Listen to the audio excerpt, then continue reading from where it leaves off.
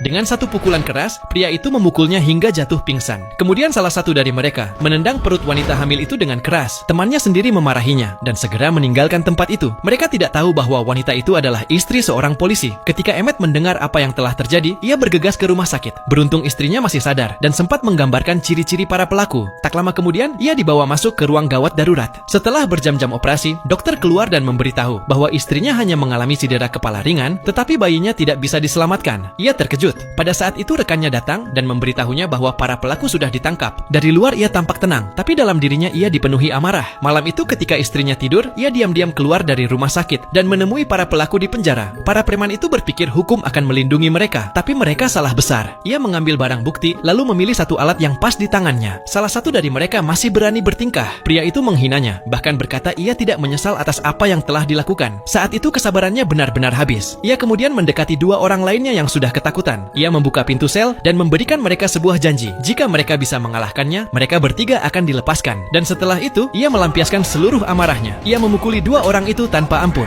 Salah satunya jatuh tak bergerak. Tapi kemudian, pria lain bertubuh besar mencoba menahannya dari belakang. Emmett mendorongnya, melepaskan diri, dan dengan satu tendangan brutal menghabisinya. Preman terakhir masih keras kepala dan menolak meminta maaf. Emmett mengambil knuckle dan membuka selnya. Pria itu menyerang lebih dulu, tapi Emmett lebih kuat dan jauh lebih berbahaya. Ia menangkis setiap serangan, membalas setiap pukulan, dan akhirnya menjatuhkannya, lalu menghantamkan pukulan keras ke dadanya.